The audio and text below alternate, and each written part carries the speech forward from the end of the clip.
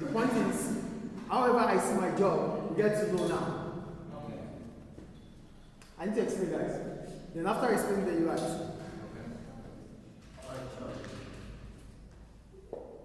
The previous class, we talked about demand for labor, which is the number of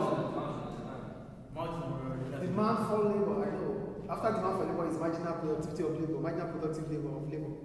But what I'm talking about is that this is supply of labor. But before going to the supply of labor, we previously talked about the demand for labor. It is from the demand for labor we talk about the marginal product of labor. Okay. Without demand for labor, we won't talk about the marginal product of labor. True. So the demand for labor is the numbers of workers, the numbers of workers firms are willing to employ at a given wage rate. Demand for labor. And it is the demand for labor is always a downward slope demand curve. The wage rate is falling. If the wage rate is falling, the demand for labor would rise. It's a downward slope demand curve. But today we want to go into supply of labor. The supply of labor simply means the numbers of workers making themselves available for a job. So that means you go into the labor, as soon as you are done with your university, you look for a job, right? In the labor market. So what is the labor market? It's an economic arena where the demand for and the supply of labor meets. It's an economic arena where the demand for and the supply of labor meets. Arena. Okay. Arena. Yeah, I don't know how to pronounce how. Anyway, so arena. Alright. So it's a place where the demand for and supply of meets. That is the labor market. That's where you go to get the job. Not that you're going to Sujuma market. What I'm saying is you're going to looking for a job in a company. It's still in the labor market. Yes. Do you understand labor market? So part of the labor market is where we have the demand for, which we talked about. But today we want to talk about the other side of the labor market, which is supply of, where you and I are as an employee. If I'm looking for a job, I have to go to the labor market. Though I don't do that anymore. Jobs look for me. That's the fact. Yeah. Before now, I look for jobs. But it's going to get to a stage, jobs start looking for you. It's about stage. It's not pomposity, I'm telling you the fact. There was some time I have to take my CVs around to look for a job. But now, I don't even remember the last time I used my CV to look for a job. They call for a job. To get it. But it's different stages. But the point is, as soon as you finish your university, you have to go through the labor market to seek for a job. The process of what you do is called supply of labor. So that's why supply of labor is what? The numbers of workers making themselves available for a job at a given wage rate. It simply means you would get that job. You are willing and able to work because the wage rate is right for you. Oh, in your mind, okay, I'm going to get maybe $2,500. That's what is in your mind as your salary. So you're making yourself available for such wage. And when you see such wage, you accept it because this is what your expectations are. Do we get it? Yes. So that is supply of labor. Do we understand supply of labor? Yes. So the individual, now we go to the individual supply of labor, which simply talks about you as an individual, me as an individual. This is the number of hours. So for individual, it's about you making yourself available for certain hours of work with a given wage rate. That's individual. Oh, I cannot work more than 25 hours. I cannot work more than 60 hours a week. You determine that. But it is an individual supply of labor because you are making yourself available for job. So you have all the conditions attached to your willingness and ability to work. Is it making sense? So this is the number of hours a person is willing and able. It is the willingness and the ability to work at different wage rates determined by trade-offs between your work and your leisure. If you are working, there's a trade-off. Either you're working or you have a leisure time. So you choose one. You can't work and have leisure at the same time. There's a trade-off. So if you have 24 hours a day, you choose to work 12 hours. It means 12 hours leisure. You can't have both hours to you, 24 hours to do both leisure and now. There's always going to be a trade-off. So the trade-off is the wage rate you want to receive for leisure and the income you're going to spend on leisure. Either you want to get paid or you play around not to spend. So you choose one. It's a trade-off. Is it making sense here, please? Yes. Good. So, determined by the trade-off between earning income. Your earning income is through your work. You earn with what you do. And enjoying leisure. You spend. Which is influenced by income and substitution effects. We talked a few weeks ago. Yeah. So income effect and substitution effect will determine your decision about your willingness and ability to work. The supply curve of an individual labor is backward bending. It's backward bending. Why is it backward bending? It is backward bending because at a point in time of people, they earn more and they feel like, this is what I'm earning now, I should stop working more, I should work less. So the more the income, the less you want to work. You start thinking about leisure. So it is backward. Normally, the supply curve of labor is supposed to go what? Upward. Let's see from here. The supply of labor is supposed to go what? Upward. Because as wage rate is increasing, the supply of labor is supposed to increase. But here it is backward bending. It is backward bending because you think more of substitution and income effects. You weigh it. Are you guys with me, please? Oh, yeah. You understand, right? Yes. Okay, great. So we move on. So we can represent it as this. So this is the wage rate. This is the quantity of labor. The quantity of labor is the numbers of workers available in the market. If wage rate is increasing, income effect and substitution effect. So if income effect is greater than substitution effect, it simply means you think more of working because your income is increasing. Do you get the point here? There's income effect because there's income effect based on the fact that you derive joy in working, based on the fact that your income is, increasing every now and then. And there's substitution effect when you think the substitute to work is leisure. So there's substitution effect when you start thinking about, oh, I earn more now.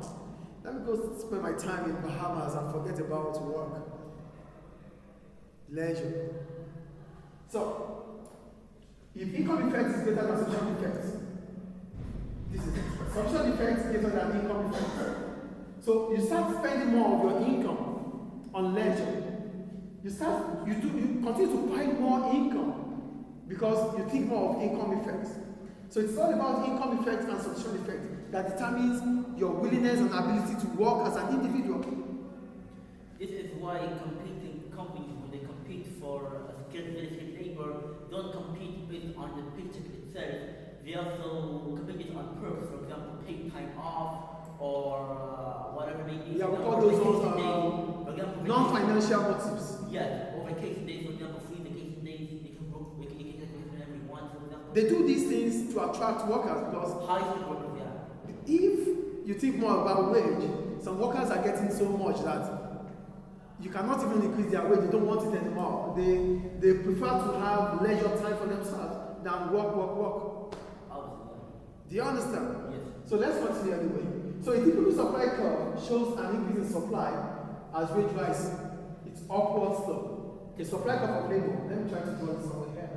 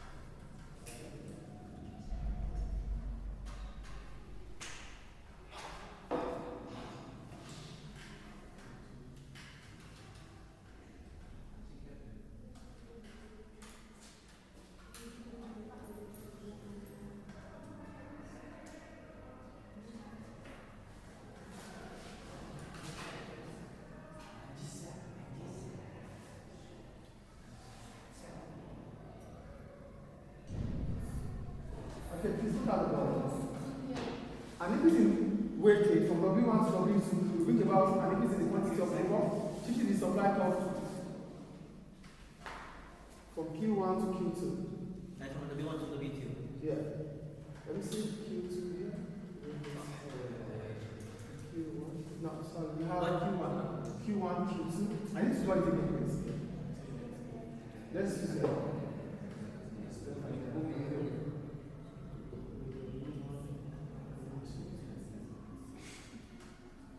But sir, by shifting the supply curve, we are assuming that something else other than weight changes. What? When you shift a curve like look at the board now. For wages, an increase in wages from W1 to W2 bring about a rise in the quantity of labor from Q1 to Q2 and shift the supply curve of labor from S1, SL1 to SL2. Do you get the point here? Yes. So that means the wage rate is increasing as soon as the supply of labor is increasing because the wage rate is increasing. That's about that. Now the determinants. So for the determinants, there I would. However, in labor market, we can often witness a backward bending supply curve. Why do we witness backward bending supply curve? We witness it because of income effects and substitution effects. This means after a certain point, higher wages can lead to a decline in labor supply. This occurs when higher wages encourages workers to work less and enjoy more leisure time. So as soon as your wage rate increases, you start thinking about leisure, then it starts dropping. That is after you work here. yeah. As soon as your wage rate increases, it's all about. As soon as the wage rate. Yeah, your wages continue to rise over time. You start thinking about. Isn't that supposed to encourage you to work more? If it encourages to work more, that is income effects. There's income effect, there's substitution effect. That's why we said here that any income and enjoying leisure, which is influenced by. So your willingness and ability to work is based on what you think more. Is it income effect or substitution effect? Do we get it here? Yes. So, what are the determinants of supply of labor? So what determines your individual supply of labor? What makes it to go to the market? Is it substitution or income? So for substitution effect, it states that higher wages make work more attractive than leisure. So if there's income effect or substitution effect because you start thinking about higher wages. Do you understand? So higher wages make you to think more of because you're going to get more. So why do I have to stop working now? Work becomes, you are incentivized to work because you are earning more. Do you understand substitution effect here? So it's all about work and leisure. So you choose work more, you choose to work more because your income continue to rise over time. But for income effect, it simply means you have earned more that you need to work less to achieve your target. Do you get it? Yes. Probably my target could be, I want to be making $2,000 monthly. This is my target. If I earn this, maybe I could think about work. But at this point in time, luckily for me, I'm earning 2,500. Because I'm earning 2,500, I choose to work less. So that is what income effect. So the income now I earn than previously allows me to start thinking about the income for leisure. Do we get it? Yes. There's income substitution, there's substitution effect when you think because your income is increasing over time, you are attractive to work more. There's income effect because the income has made you to start thinking about leisure. So if the income makes you to start thinking about leisure, it simply means you are being influenced by working less. That is the individual supply of labor. So the individual supply of labor is determined by this or this. And that's why every now and then, the supply of labor is always what? Backward bending in the labor market. Normally it's supposed to be upward. But because it's the labor market and it's determined by your willingness to work. So the market cannot decide. Because most of the time, the market is, we are price takers. The market determines what we get. But our availability will also determine what the wage will be.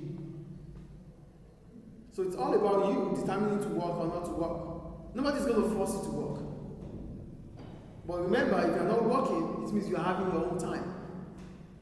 And if you're working, it means you don't have your own time. That's the trade-off.